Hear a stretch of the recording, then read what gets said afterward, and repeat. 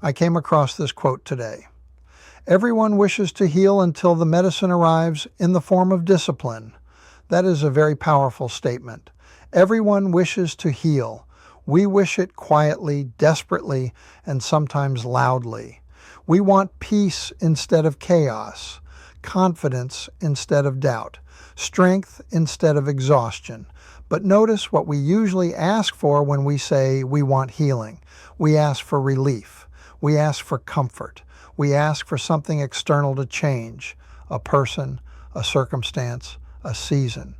Healing feels poetic when it's an idea. It feels inspiring when it's a quote. It feels noble when it's a goal. But healing is not a mood. It's not motivation. It's not a miracle that shows up because we want it badly enough. Because the moment healing stops being emotional and starts being practical, the moment it asks for consistency, restraint, boundaries, and effort, most people hesitate. We love the destination. We struggle with the prescription.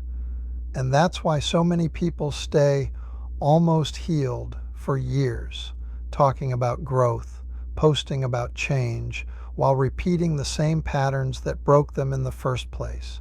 Healing doesn't fail us. We often abandon it the moment it demands more than hope. Discipline is rarely what we imagine healing to look like. It doesn't feel gentle. It doesn't feel forgiving. It doesn't arrive with applause. Discipline shows up as saying no when you're tired of being strong, as going to bed early instead of numbing yourself, as doing the hard, boring, unglamorous things every day without being celebrated for them. Discipline doesn't care how hurt you were. It cares about what you do next.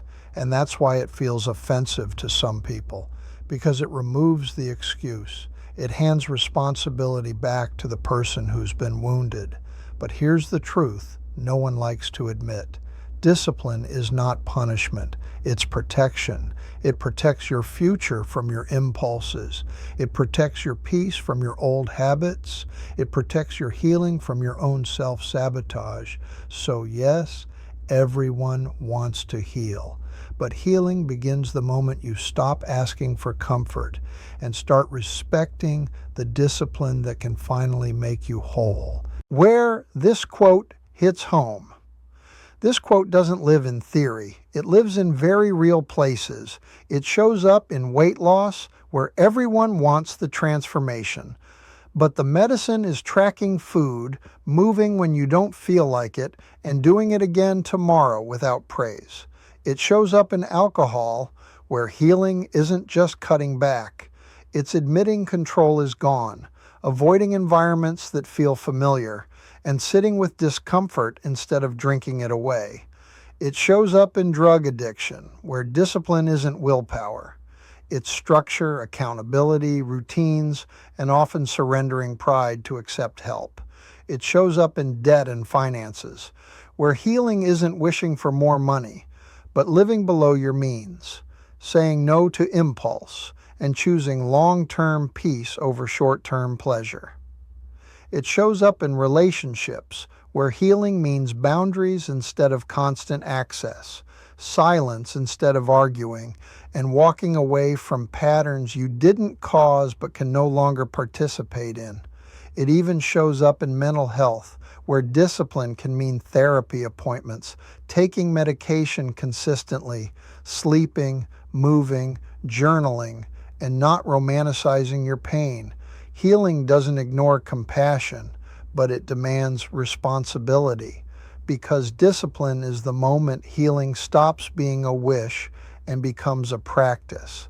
And that's the line most people never cross, not because they can't heal, but because they don't want the medicine that healing actually requires. When discipline becomes identity, at some point, healing stops being about what happened to you and starts being about who you decide to become.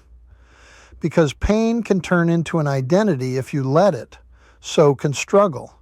So can the story you keep telling yourself about why things are the way they are.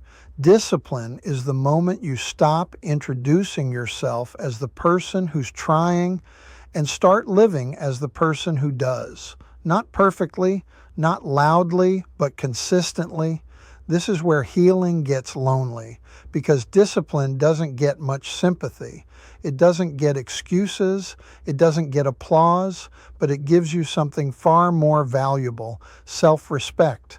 And self-respect changes how you walk into a room, how you speak, what you tolerate, what you no longer negotiate with.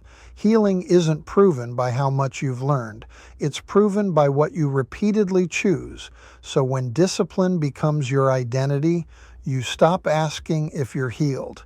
You know, because your habits no longer betray you, your boundaries no longer wobble, and your life finally matches the promises you used to only make in private.